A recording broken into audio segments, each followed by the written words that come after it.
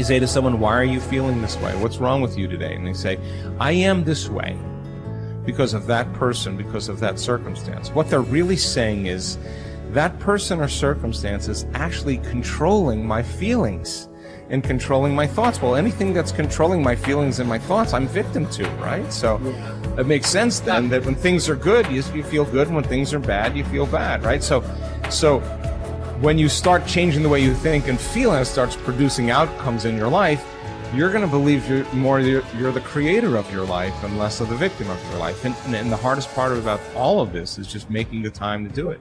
If you're not even peaceful, there is nothing in your life that you can do in a worthwhile way. To be peaceful essentially means this, that you're not messing your mind. To be peaceful means that your system is at ease. You know how to conduct your mind, you know how to conduct your emotions, your body and your energies. You are peaceful. If you change the picture in your mind, you change the chemistry, you change the fate. So I'll give an example. If I have a picture of love in my mind, the brain releases complementary chemistry, dopamine, pleasure, oxytocin, bond with your loved one, growth hormone, which does exactly what it says. It enhances your growth, and that's why when people fall in love, the chemistry of the brain going into the blood, the culture medium, enhances vitality. People grow when they fall in love. People are healthy when they fall in love. That's just not an accident. It's the chemistry of your culture media. But now I say, but wait, what if I have a picture of fear? I go, oh, well, love chemistry doesn't come out when fear is in the picture. The brain releases stress hormones and factors that affect the immune system and growth of the system. And I go, oh my goodness. I say, why is it relevant? Changing my thought changes my chemistry. The chemistry adjusts my biology. So if I can control my thoughts, I can control the chemistry, and therefore I control the biology. So all possibilities already exist. You don't have to create the possibility. In fact, all you have to do is become aware that it exists. The moment you do that, you're changing the thought and you're producing a different frequency. Now, if the person is astute enough to feel the frequency of the thought in the quantum and not wait for the experience to happen, but the thought of abundance would produce the feeling of abundance. Tell guilt, shame, the past, I've changed my mind. I'm not living condemned. Listening to the accusing voices, I'm forgiven, I'm redeemed, restored, my future is bright. Tell lack, struggle, not having enough, I've changed my mind. That is not my destiny. I will lend and not borrow. What I touch will prosper and succeed. Abundance, overflow, increase is coming my way. Train your mind. Train your mind not to focus on the problem and make it bigger, but focus on the solution to solve it. Stay positive, stay focused, and most importantly, stay strong. The way we've been using our thoughts are not necessarily productive. As a matter of fact, sometimes our investments of our thoughts are actually counterproductive because our thoughts create a reality that we then have to overcome. So basically it says that we must start to become aware of our thoughts. And why is this important? Because thoughts represent units of energy. Every time you have a thought, you use energy. Why this becomes relevant is, if I give you a checkbook for your bank account, you don't go down the street and just write checks to people like, oh, hey, you're a nice looking guy, here's 10 bucks for you, and oh, here, little girl, go out and buy yourself a little car, here's $1,000 for you. And you don't give away your money. Why? Because giving away your money is giving away your life. So basically, you become very frugal when you have a checkbook in your hand. Now what I'm trying to tell you is this. You have an energy budget in your body. The energy is what keeps you alive.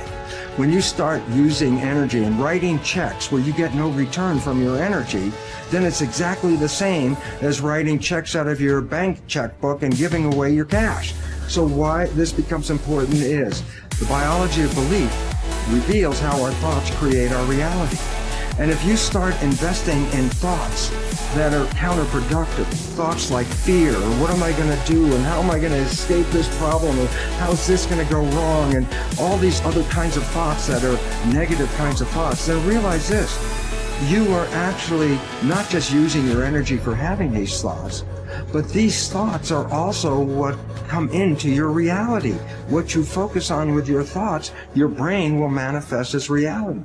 James from Harvard said, believe and your belief will create the fact. All things are possible if you believe. Well, you know, I studied for a long time. I started to study this book, Think and Grow Rich. And he talks about belief in here. He says, you're not ready for what you want until you believe you can get it. I found that the only two sources of reference we could go to find out anything about ourselves is science and religion. They all say you've got to believe. So I got figuring out, how do you believe? How do you change a belief? Interesting subject, because I'm going to tell you something. Your results are nothing but the manifestation of your belief system. Well, our belief system, now listen carefully, is based upon our evaluation process.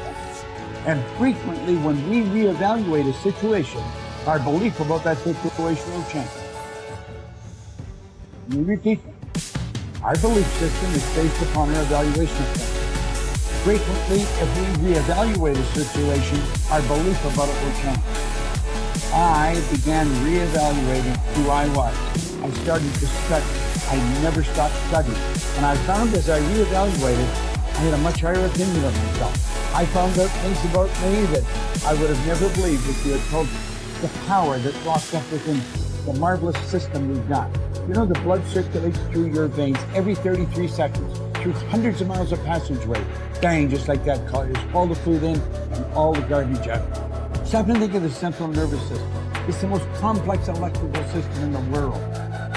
And you've got it. Think of your brain, an electronic switching station like that. You can change the vibration of yourself and everything around you. We have awesome powers. And it's all based on what you believe about you. Nothing is so embarrassing as watching someone do something that you said could not be done. People who embrace possibility thinking are capable of accomplishing tasks that seem impossible because they believe in solutions. When you believe you can do something difficult and you succeed, many doors open for you. Big thinkers are specialists in creating positive, forward-looking, optimistic pictures in their own mind and in the mind of others. If you embrace possibility thinking, your dreams will go from molehill to mountain size, and because you believe in possibilities, you put yourself in position to achieve them. The winners in life think constantly in terms of I can, I will, and I am. Losers, on the other hand, concentrate their waking thoughts on what they should have done or what they don't do.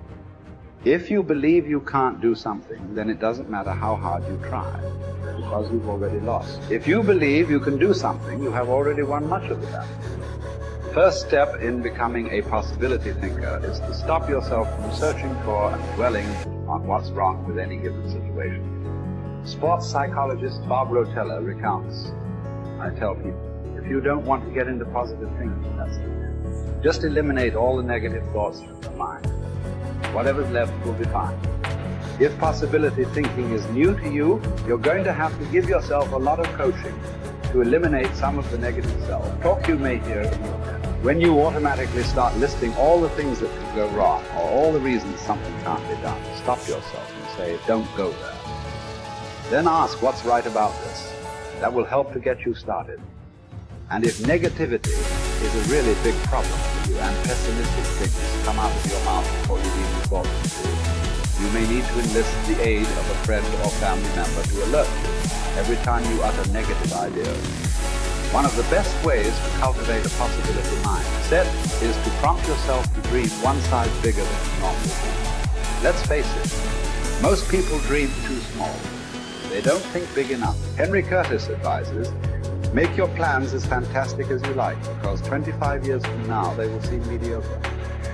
Make your plans 10 times as great as you first planned, and 25 years from now you will wonder why you did not make them 50 times as great. If you push yourself to dream more expansively, to imagine your organization one size bigger, to make your goals at least a step beyond what makes you comfortable, you will be forced to grow, and it will set you up to believe in greater possibilities. Most people want their lives to be peaceful, yet they value peace and stability at the same time. People often forget that you can't improve and still stay the same. Growth means change. Change requires challenging the status quo. If you want greater possibilities, you can't settle for what you haven't.